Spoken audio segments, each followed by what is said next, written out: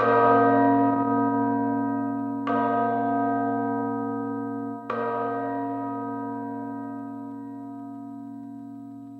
днях минувших поведем мы речь, о тех годах, когда на плечи русских женщин легли все тяготы жестокой той войны, о том, как проводила мужа, сына, тихонько плакала, молилась и ждала, о бабьей доле и судьбе России и той победе, что нам дорога.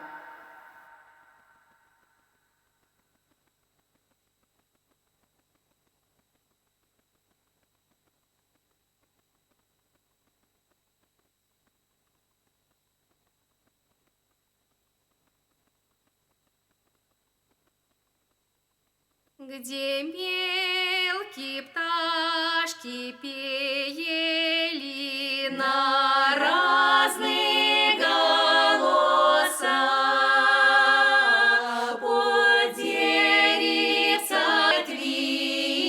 ветвистым стояла там изба.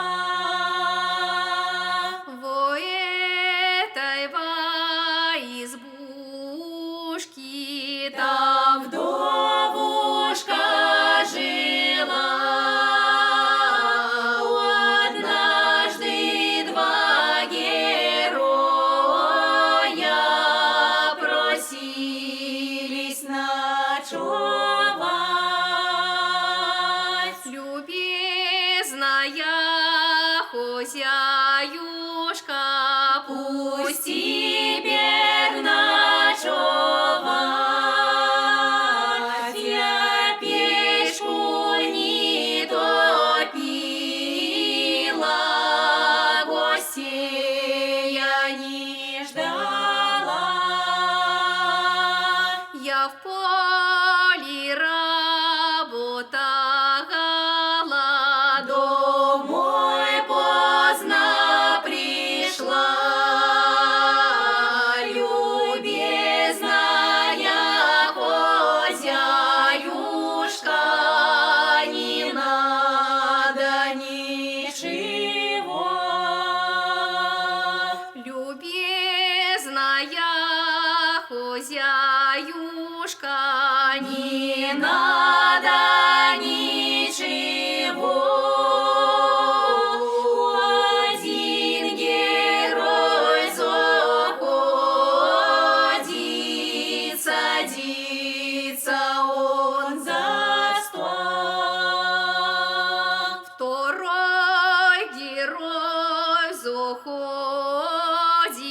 заводит разговор. Скажи, скажи, хозяюшка, который год вдовой. Скажи, скажи, хозяюшка, который год вдовой. В году-то 41-м случилась война. Я мужа проводила, сыночка своего. Узнай, узнай, хозяюшка, ты мужа своего. Еще признай, любезная, сыночка своего.